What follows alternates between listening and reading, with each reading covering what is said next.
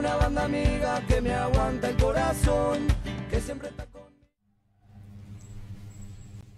¿Cómo les va? Estamos aquí en la Banda Cambiaria como todas las semanas en este espacio de Economía sin Manual donde vamos a charlar en profundidad. En este caso vamos a hablar del sector, quise decir, agroindustrial de la Argentina y está con nosotros un gran referente, un especialista en el tema. Lo vamos a presentar, él es Gustavo Idígoras, presidente de la Cámara de la Industria Aceitera de la República Argentina. Le agradecemos porque vino desde Buenos Aires, está aquí en la Banda Cambiaria en Rosario con nosotros. Gustavo, ¿cómo estás? Muy bien, muchas gracias por la invitación. No, gracias por llegarte hasta aquí. No, gracias, Gustavo, como siempre, cada vez que te consultamos, que estás disponible. Presidente de Seara y SEC también. Y SEC, sí, en Argentina desde hace casi 30 años. Las dos cámaras de exportadores decidieron fusionarse. Si bien mantenemos estatutariamente ambas cámaras, tener un solo presidente, porque es una industria que transforma la soja y el girasol en aceite, en harina y subproductos, terminando el biodiesel, pero por otro lado también exporta granos. No solamente soja, maíz, trigo, girasol, sorgo, etc. Y nos pareció lo más eficiente. De hecho, hace poco estaba en Brasil y todavía existen las dos cámaras separadas. Y coincide el 90% de las empresas que están en Argentina están en Brasil. Y mi par de la industria aceitera me decía, quiero hacer lo que hiciste. Vamos a tratar de fusionar. Y dice, porque estamos haciendo lo mismo, duplicando. Y bueno, en Argentina hemos logrado ser más eficientes que los brasileños por ahora, al menos en esto. El electricidad se ganar el tema de arenas. ¿Y eso fue una propuesta tuya? No, fue una propuesta que ya existía. Lo que yo llevé fue una propuesta también de coordinar mejor con otras cámaras hermanas que tenemos. Tenemos la Cámara de Biocombustibles y la Cámara de Puertos Privados. En Argentina, sobre todo en Santa Fe, se han radicado la mayoría de los puertos argentinos privados, con inversión 100% privada. Son 22 en la provincia que hacen este clúster agroindustrial, uno de los más grandes del mundo, y hay una cámara específica, porque tenemos actividades específicas portuarias. Bueno, toda esa coordinación de las 4 entidades ha sido una propuesta mía, porque nos parece que lo más razonable es una agenda compartida, desde lo sindical, donde tenemos 14 sindicatos vinculados a la actividad portuaria e industrial, hasta actividades regulatorias provinciales o nacionales, ¿no? Eso de alguna manera les permite también a la hora de discutir tanto desde lo salarial hasta las cuestiones laborales un poco más en forma unificada también. Un poco más unificada, tiene pros y contras. El pro es que vemos todos los temas juntos y tratamos de tener una única visión. El contra es que algunos sindicatos se dan cuenta de eso, entonces van por mucho más. Pero bueno, es parte de la negociación cotidiana. Gustavo, antes de meternos un poco más en lo que es la historia del sector aceitero, te pregunto un poco de la coyuntura porque venimos de las elecciones de la provincia de Buenos Aires, una situación de inestabilidad financiera y de crisis económica bastante expuesta. Te quería preguntar, ¿cómo le fue, digamos, al sector, al complejo oleaginoso durante este año y medio, poco más de Javier Milei, y cómo les está yendo ahora en relación a lo que está pasando? La verdad que el gobierno tomó algunas medidas que fueron muy positivas. Recordemos que cuando arribó al gobierno teníamos un régimen de licencia de importación automática, que uno tenía que ir a rezar que te aprobaran. Estamos hablando de fertilizantes, agroquímicos, bienes de capital, hasta cambiar la lamparita de un puerto, que muchas veces son materiales que tenías que importar. Yo recuerdo que teníamos listas todas las semanas, juntaba, consolidaba la lista de toda la industria y me sentaba y esperaba que en algún momento el secretario de Comercio dijera, bueno, a ver, ¿qué necesitas? Y de esa lista de 100 cosas imprescindibles decía, te voy a dar 2. ¿No? Así vivíamos. Un cepo muy amplio, un margen de ingreso de divisas muy acotado. El Banco Central obligaba a ingresar divisas no solo antes que saliera el barco para exportar. Uno tenía que pedir un crédito a un banco, traerlo antes de cargar la mercadería para estar exportando, por supuesto, mucho tiempo antes de poder cobrar. Tenía que traer ingreso de divisas. El 100% de la divisa quedaba de propiedad del Banco Central automáticamente, no podías negociar un tipo de cambio con el banco comercial. Bueno, tenías muchísimas restricciones. Bueno, restricciones de exportación. Había sistemas de cupos informales que la Secretaría de Agricultura hacía. Bueno, vamos a abrir ahora, mañana de la mañana, un registro hasta 2 millones de toneladas de maíz. Y todo el mercado salía corriendo a ver quién registraba la mayor cantidad. lo cual generaba distorsiones, problemas. Todo eso desapareció. Y ni que hablar los temas de precios regulados, que en mi caso me tocaba discutir los precios de los aceites en góndola, salvo el de oliva, el resto, ¿no? Mezcla, girasol, etc. Todo eso desapareció. Para nosotros, un gran alivio. Empezar a ser un país más normal en ese sentido. Así que ese es el inicio. Claramente uno siempre es más ambicioso, siempre quiere mucho más. Es decir, bueno, ahora por el inicio vamos a tratar de ir avanzando. Ahí se abrió una etapa de regulación y facilitación con el nuevo ministerio. Tuvimos algunos puntos positivos para avanzar también en ese tema. Y se espera, naturalmente, una consolidación, que la consolidación lleve a una reactivación económica fuerte. Y creo que eso es hoy lo que está bajo la lupa. Y desde el punto de vista de la industria agroexportadora, tenemos 3 grandes temas, si se quiere, pendientes de resolución. Uno, una baja mayor de retenciones en la soja, sobre todo. Argentina está estancada hace 15 años, no arranca, no hay manera que arranque. Es la máquina generadora de divisa y la tenemos parada y congelada hace mucho tiempo. Hizo un esfuerzo Milei en el rol de Palermo, lo valoramos, pero es un paso. El segundo es el tema central de la hidrovía, ¿no? Nuestro río Paraná es la única autopista que tenemos para conectarnos con el mundo. Necesitamos sí o sí avanzar en una licitación que tengamos un dragado y balizado mejor, de profundidad, con toda la tecnología, y el primero fracasó. Y uno dice, bueno, fracasó una vez, podemos volver a intentarlo. Sí, pero cada vez que volvemos a intentar, seguimos dilapidando tiempo y estamos con sobrecostos enormes logísticos. Y el tercero es tratar de mejorar los accesos a los puertos, tratar de mejorar las condiciones de las rutas y las líneas ferroviarias. Y en ese último punto estamos trabajando muchísimo. Todos sabemos que el tren, más allá de la inteligencia artificial, sigue siendo un motor de desarrollo económico y social, ¿sí? Entonces, tener líneas ferroviarias competitivas va a traccionar un enorme desarrollo económico en muchísimas partes del país. Tenemos líneas trazadas, como Belgrano Cargas, en condiciones de no mantenimiento. Si bien hoy sufrimos todos cuando subimos al auto por las rutas nacionales, ni les quiero contar cómo es subirse al Belgrano Cargas y tratar de llegar a Rosario. Si antes tardabas 4 días, ahora tardás 17 días, los descarrilamientos son semanales, los robos son diarios y así sucesivamente. Bueno, esos son los 3 grandes temas que tenemos. Te diría entonces un buen inicio, una expectativa de crecimiento, pero una agenda pendiente que tenemos que buscar soluciones, ¿no? Y ahí yo te quería hacer un punto, digo, porque si bien este proceso de regulación que mencionás le facilitó las cosas, como vos decías, porque bueno, venía todo bastante trabado, el gobierno también se fue metiendo en un proceso cambiario que derivó en los últimos días en situaciones complejas en el tema del mercado, ¿no? ¿Se compensa una cosa con otra? Digo, esta posibilidad de tener abierta o desregulado el mercado con una situación cambiaria para la Argentina compleja, inestable, que también afecta a la actividad. Sí. Hay una relación directa entre mercado cambiario y mercado granario. Por una simple razón, los granos tienen cotización de dólar. Y entonces cualquier movimiento, brusco o no brusco, del mercado cambiario implica una parálisis del mercado granario.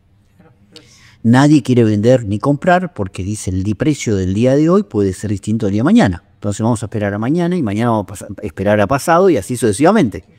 Por lo tanto, pasamos de un mercado de 200.000 toneladas pre-movimientos cambiarios hoy a un mercado de 20.000, 30.000 toneladas. Es insignificante para la Argentina. 30.000 en todo el país. Pensemos que 30.000 es una celda de un barco. Y en Argentina vienen por semana 50 barcos. Entonces, tenemos un problema, claramente. Entonces, el primer punto, estabilidad del mercado cambiario es una condición sine qua non. Uno puede sospechar ahí que la mejora del tipo de cambio posiciona mejor a los exportadores. A cualquier exportador de cualquier producto. Bueno, sí, en el corto plazo. Te da un mejor posicionamiento. Todo depende mucho de tu estructura de costos.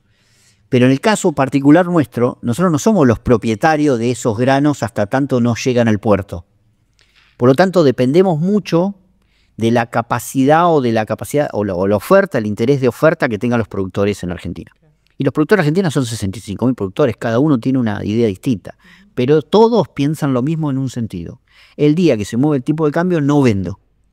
El día que baja el tipo de cambio vendo, porque ¿cuál es la preocupación? Seguramente va a seguir bajando. Entonces el mayor día de flujo de venta es cuando baja el tipo de cambio. Cuando sube, nadie hace nada. También tenemos una cultura argentina en ese sentido y sabemos que las oscilaciones cambiarias generalmente no son descendientes, ¿no? ¿Y cómo está?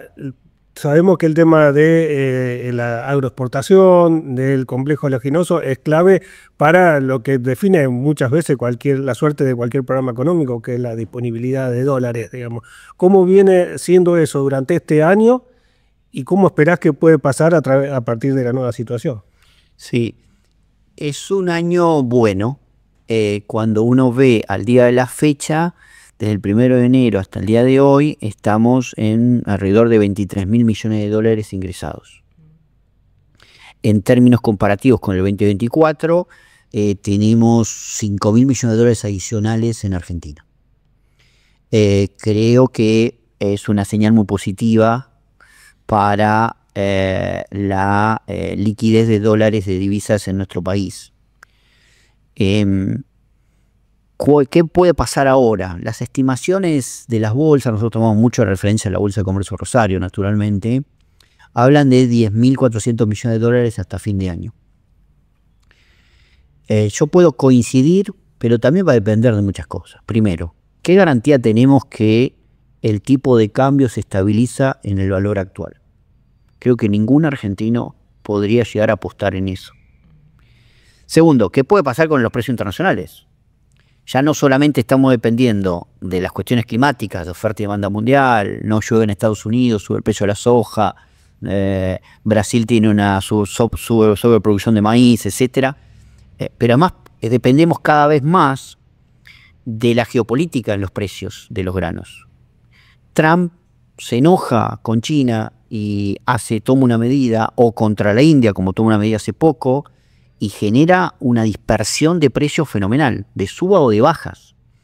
Entonces, esa situación de esa guerra tarifaria internacional, más una posición de Estados Unidos muy difícil de prever, generan también la posibilidad que Argentina pierda o gana mercados o baje significativamente los precios. Entonces, ¿podemos terminar bien el año? Creo que sí. Creo que va a ser un mejor año que el año pasado, pero lo que nos queda de acá hasta diciembre es absolutamente incierto. No sé si hay alguna pregunta de la coyuntura, pero un poco Álvaro te anticipaba al principio que queríamos profundizar en estas charlas, lo intentamos siempre hacer, hacia un poco el sector y la idea que tiene el sector sobre temas un poco más de agenda, ¿no? En este caso, nosotros veíamos, o bueno, se ve que este gobierno de alguna manera instaló esta idea de que se discute el tipo de modelo económico, ¿no? El presidente habla de la Argentina agroexportadora del siglo XIX, por otro lado está la puja de los sectores industriales, mercado internistas y demás. La agroindustria, ¿tiene su modelo de desarrollo, su propio modelo de desarrollo? Es una excelente pregunta. Nosotros intentamos y venimos insistiendo con un esfuerzo de proponer más que criticar. El agro tiene una tendencia natural a la crítica y no nos parece que sea bueno, sobre todo en una Argentina que necesita soluciones y no problemas. Y desde hace unos años conformamos un consejo agroindustrial donde hoy hay 63 cámaras y entidades que compartimos una mesa de trabajo mensualmente que está desde la Asociación Forestal hasta los pesqueros del langostino, los lácteos, frutas, hortalizas, legumbres, con una sola idea. Propongámosle a la sociedad argentina un modelo económico y social. Por supuesto, basado naturalmente en el agro, pero que nosotros definimos con 4 vertientes. Federal, innovador en términos de tecnología, federal en términos de que todas las provincias tienen que tener sus producciones y ser competitivas, innovador, sustentable, social y ambientalmente, y exportador. Vos podrías decir, bueno, pero entonces estamos hablando de un modelo agroexportador. Yo creo que no. Modelo agroexportador no existe en ninguna otra parte del mundo, no tiene que existir más. El modelo histórico que uno ha estudiado en los libros, donde Argentina vendía ganado y con suerte carne salada a Reino Unido, y eso parecía que era nuestra riqueza absoluta. Bueno, era riqueza para 5 millones de habitantes. Argentina tiene que producir riqueza para 50 millones de habitantes. Y estamos convencidos que las economías agroindustriales regionales tienen un enorme potencial para producir riqueza en origen. Y te voy a poner algo que va en contra de nuestros propios intereses como industria exportadora. Nosotros consideramos que el maíz debería ser transformado en Argentina. Tenemos 50 millones de toneladas. Bueno, nosotros cargamos por año 35 millones de toneladas. Estamos regalando al mundo una materia prima que ellos procesan en bioetanol, en almidón, en pastas, en distintos alimentos, tanto para animales como para humanos, y en combustibles también. Y lo estamos regalando. Bárbaro para nosotros. Vamos a seguir cargando, cientos y miles de camiones llegan al puerto, está muy bien, el productor se siente contento también porque recibe un precio directo del exportador, pero la verdad que lo mejor sería que esos puertos estuvieran transformados en puertos que vendan productos procesados, así como hacían con la soja.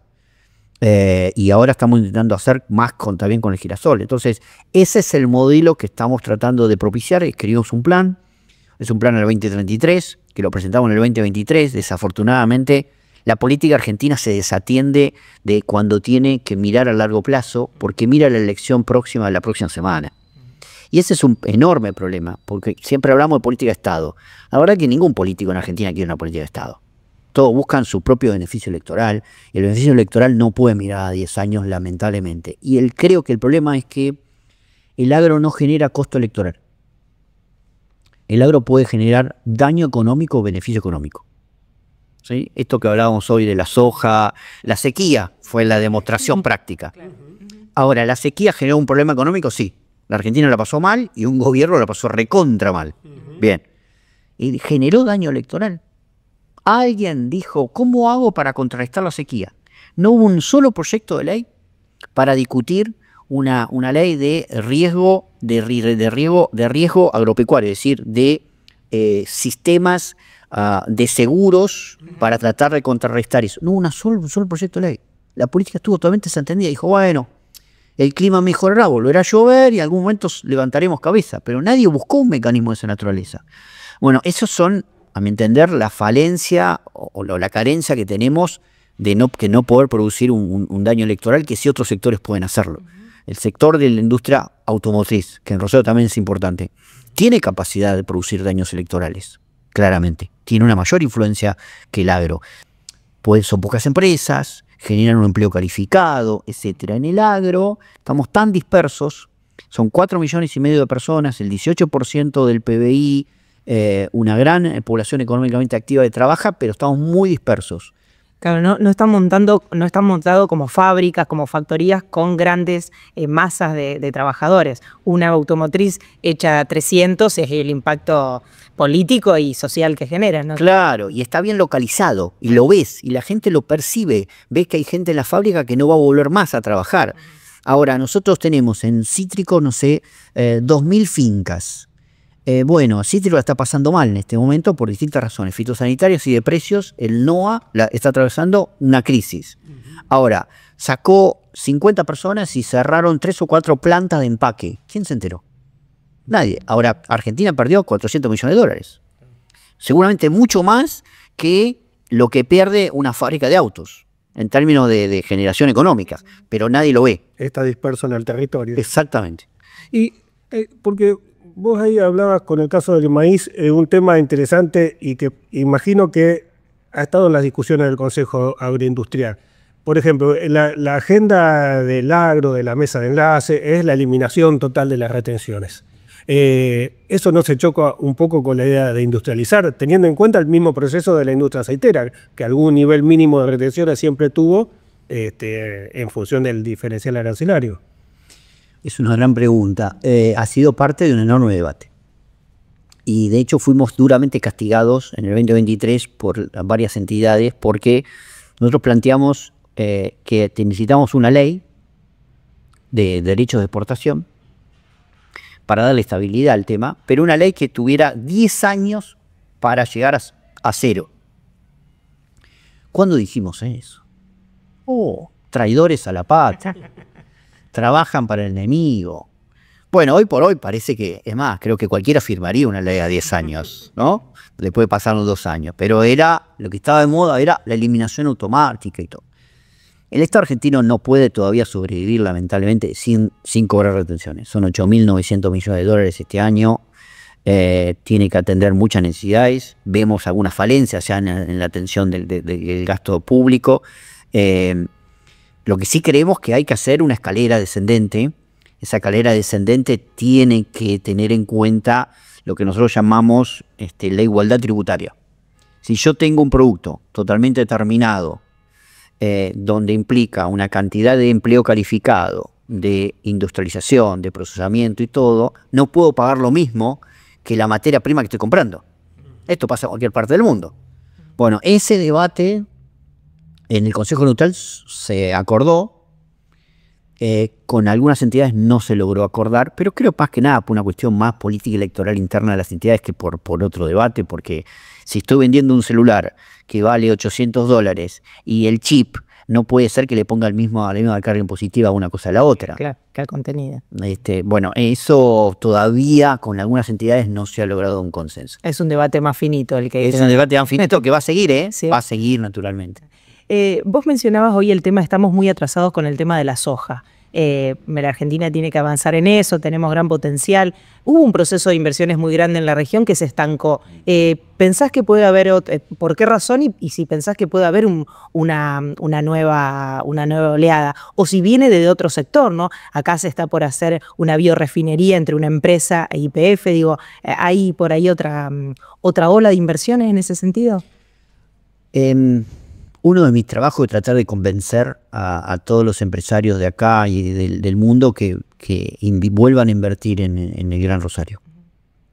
Yo estoy convencido que hay potencial para hacerlo. El grave problema que tenemos no es la falta de interés, sino la falta de materia prima. Argentina produce 50 millones de toneladas de soja desde hace 18 años. Brasil incrementó en 90% su producción, Estados Unidos 45%, el mundo duplicó su demanda y nosotros no nos paralizamos. Entonces, todas las inversiones fueron a Brasil. Y hoy Brasil es una potencia, está teniendo rutas, autopistas, trenes, puertos nuevos, fábricas nuevas, y ha logrado demostrar algo que es muy importante, que es cómo erradicar la pobreza a través del desarrollo agroindustrial en el interior de Brasil. Había lugares que eran favelas y que hoy son ciudades con rascacielos y shopping que dependen 100% de la capacidad de industrialización de soja o de maíz que pueden tener esos lugares. Y voy al futuro que vos mencionaste. Un productor agropecuario no solamente tenemos que verlo como una fuente de alimentación humana o animal, es una fuente de energía. Cada vez más va a ser una fuente de energía del futuro. Tenemos que alimentar a todos los aviones que vuelen en los próximos años, empezar a ponerles aceites vegetales, hidrogenados, con certificaciones ambientales y sociales, etc. Eso que hemos discutido hace poco acá en Rosario, en la Fluvial, hicimos el Congreso Panamericano de Biocombustible, vinieron todos los países de América y toda la industria de América a conversar. Tiene en Rosario un epicentro. Yo quiero transformarlo en la capital internacional a Rosario de esos temas. Hay un primer ejercicio de YPF con una empresa rosarina. Todavía no están dadas las condiciones regulatorias en Argentina porque tenemos una ley que prohíbe invertir y prohíbe exportar. El que quiere invertir o exportar está penalizado y no puede comercializar en el mercado interno. Es un absurdo. La ley debería promover, no restringir. La ley de biocombustible actual. La ley de biocombustibles actual. Entonces, esa inversión necesita sí o sí una nueva ley. El resto de la industria está mirando, está en la gatera, te diría, viendo qué puede pasar.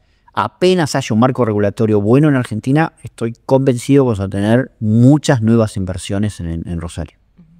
Y con respecto a cómo imaginás, digamos, lo que sería el complejo oleaginoso, con estos nuevos elementos, no sé, con otros cultivos también, ¿Cómo sería, digamos, la estrategia de salida? Sí, estamos tratando de diversificar, porque la soja también tiene cierto misticismo político. Pareciera que habría que cuestionarla, no importa el gobierno que asuma, ¿no? Entonces, más allá de eso, también tiene cuestionamientos internacionales. La soja y la palma en el sudeste asiático y la soja en estos países, en nuestros países, tiene cuestionamientos sobre todo el viejo continente europeo, que creen que tenemos producción de soja porque quemamos todos los bosques del mundo. Entonces no va a haber más oxígeno por culpa de la soja, básicamente, ¿no? Bien, entonces dije, bueno, busquemos otros cultivos. Y ahí empezó una discusión y aparecieron dos cultivos, la camelina y la carinata, que son cultivos oleaginosos, además muy simpáticos a la vista, porque tienen una florcita amarillita, es un campo divino, Tienen mejor presencia. tiene mucha mejor presencia, una gran capacidad de venta, además se cultiva en un momento en el cual se dejan tirar los barbechos, se podría hacer después del trigo, tiene un tiempo de siembra y de cosecha corto, de 2 o 3 meses, hace gran fijación de nitrógeno, pero tiene muy bajo rendimiento. El productor dice, ¿para qué voy a poner algo que tiene tan bajo rendimiento? Dejo un barbecho y hago una mejor siembra después. ¿Quién me lo va a pagar? ¿Cómo me lo va a comprar? Después la semilla más chiquita se dispersa, la cargas en el camión y vuela esa florcita que uno dice qué lindo. Es un desastre después para procesarla y trabajarla. Uno dice quiero el poroto de soja, que es resistente y que entra en la fábrica y en la máquina y proceso. Entonces, bueno, hay que convivir. Hicimos un convenio con el INTA, y es la primera vez que la industria se mete en esto de desarrollo de la colza en Argentina. Ya llevamos el segundo año de ensayos en distintas partes de la Argentina para que haya un paquete tecnológico y el INTA salga a explicarle a los productores también cómo invertir en colza. Así que bueno, estamos trabajando en distintas materias primas. Las petroleras están entrando en este negocio. Ninguna petrolera del mundo puede empezar a seguir exploraciones de nuevos yacimientos si no tienen programas de biocombustibles. Por eso YPF también está incursionando en esto. No es que les guste la idea, es que no tienen otra opción. Para tener créditos tienen que tener programas de esta naturaleza. Y porque además el mundo viene, todos los barcos a partir del 2030 tienen que cargar biocombustible y los aviones a partir del 2026. Espero que todos ustedes se suban a los aviones y confíen que los aceites les van a dar garantía de vuelo. Lo pienso a veces, sí subiría con un SAF, pero... Ahora, que el mundo del agro y la energía inevitablemente se van a cruzar. Inevitablemente. El gran debate ¿cuál es? Primero, las barreras arancelarias. ¿Qué dicen los europeos? Si yo le doy esto al Mercosur, ya el Mercosur no está arrasando en alimentos, no va a arrasar en energía. Claro. Entonces, estoy sacando encima un loquito como Putin que con esta nueva política él no tiene esto, tiene petróleo y gas. Lo corro. Pero me compro unos loquitos del sur que tienen todo esto. No sé quién es más inestable. Perdón que lo diga de esta manera tan simple y cruda, pero es lo que dicen los... Entonces vamos a tratar de poner restricciones a la soja, restricciones al origen, a las emisiones de gases de efecto invernadero. Si de Rosario cargas un barco, vas a emitir mucho más ese barco para que llegue a Europa, entonces mejor producirlo en Europa. Vamos a poner un cultivo con la camelina carinata que no está en ningún otro país, entonces lo vamos a complicar la vida a la Argentina y Brasil para que no crezcan, pero inevitablemente el agro y la energía van a ir de la mano. Ahora vos metés ahí un tema que tiene que ver, recién hacía la descripción de lo que pasa a nivel internacional. Está influyendo mucho también el escenario a nivel nacional e internacional y las disrupciones que está viendo geopolítica en esto que hablábamos del estancamiento del complejo oleaginoso. Sí, totalmente. Totalmente. Muchas veces por ahí subestimamos el valor que tenemos a nivel económico internacionalmente. Nadie subestima a la Argentina en materia de la industria de la soja. Cada vez que hay una medida nueva en el gobierno, $1 soja, $1 exportador, como dice este gobierno, o una baja transitoria, al otro día Chicago sufre las consecuencias, el mundo presta atención. A mí me empiezan a escribir a las 4 de la mañana los indios, ¿qué es lo que dijo Caputo? Porque el precio del aceite va a depender de lo que dijo Caputo. Entonces, el efecto es global. Por lo tanto, hay gente que no quiere que eso siga sucediendo. Sobre todo porque somos poco estables también, ¿no? Entonces, pero tenemos una capacidad de hacer, de ser fuertes en el mercado. Lo que yo digo es, podríamos ser mucho más fuertes si podríamos seguir creciendo, y para eso tenemos que resolver estos temas. Gustavo, se nos está yendo el tiempo. Tenemos un capítulo aparte para convocarte, ya que querés convertir a Rosario en este polo, como decís, mundial de la discusión sobre los biocombustibles. El capítulo biocombustibles es un capítulo aparte que tendríamos que desarrollar con mucho más tiempo. Algo dijiste aquí y deslizaste, pero bueno, te vamos a convocar, te comprometemos para eso. En este momento tenemos que ir cerrando, pero bueno, te agradecemos muchísimo este aporte y esta charla por ahí, donde no solamente contás un poco el sector, sino que nos ayudás a pensar un poco lo que se viene. Así que bueno, muchísimas gracias por estar aquí. Gracias por la invitación, un placer. Nosotros seguimos aquí en La Banda Cambiaria. Con nosotros estuvo Gustavo Idígoras, presidente de la Cámara de la Industria Aceitera de la República Argentina y del Centro de Exportadores de Cereales. Seguimos así en La Banda Cambiaria. Tengo una banda amiga que me aguanta el corazón, que siempre está con...